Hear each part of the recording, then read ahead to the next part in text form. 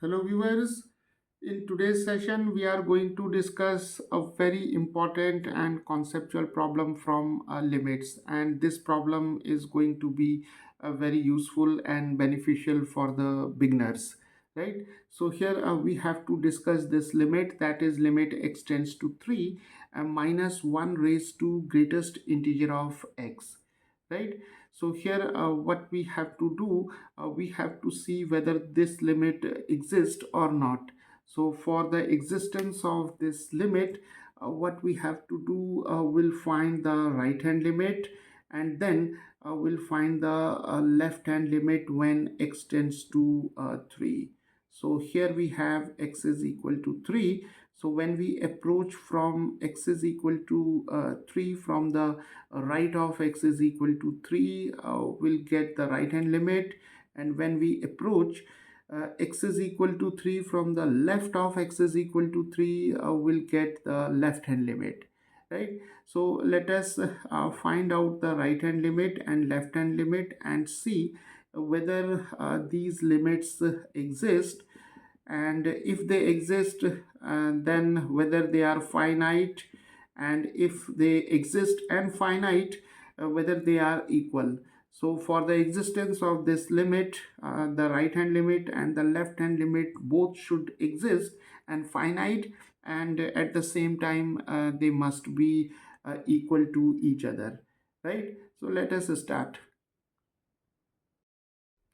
So to get the value of the right hand limit, the notation is the limit x tends to 3, and here we write a positive sign, and our function is minus 1 raised to greatest integer of x. Now when we approach from right of x is equal to 3, we have a point that is very close to x is equal to 3, and this point is 3 plus h, where h is infinitesimally very small quantity, and this is also positive, and it lies between 0 and 1, right? So we can now take x is equal to 3 plus h, and h is positive. So when x tends to 3, then h tends to 0, right? So we have right hand limit equal to limit. Here we have h tends to 0 for this notation, and we have minus 1 raised to greatest integer of x. So here we have for this x we can write 3 plus h. Now see, whenever we come across with limits involving the greatest integer function or fractional part function, we cannot directly take h is equal to 0. Now see, this quantity 3 plus h. Now see, h is very small, but when we add 3 and h, then 3 plus h is slightly greater than 3, but it is less than 4. So 3 plus h lies in between 3 and 4. So the greatest integer of 3 plus h must be this number by definition of greatest integer function. So greatest integer of 3 plus h is 3. So here we have now limit h tends to 0 minus 1 raised to 3, and minus 1 raised to 3 is minus 1, because 3 is an odd number. So the right hand limit is equal to minus 1, and we can see that right hand limit, it exists and it is finite. So let us find out the left hand limit.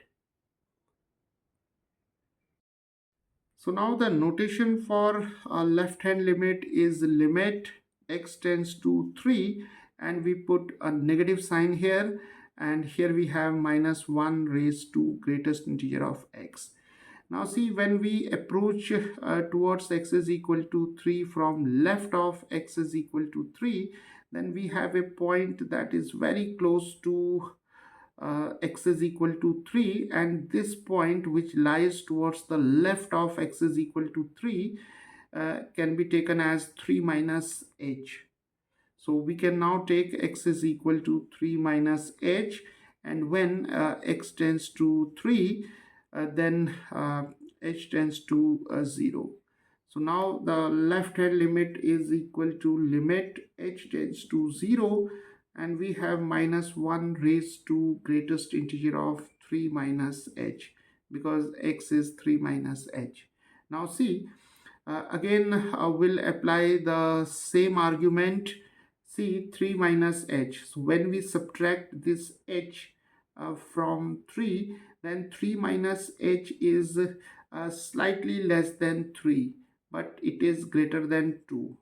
So 3 minus h is a quantity which lies in between 2 and 3.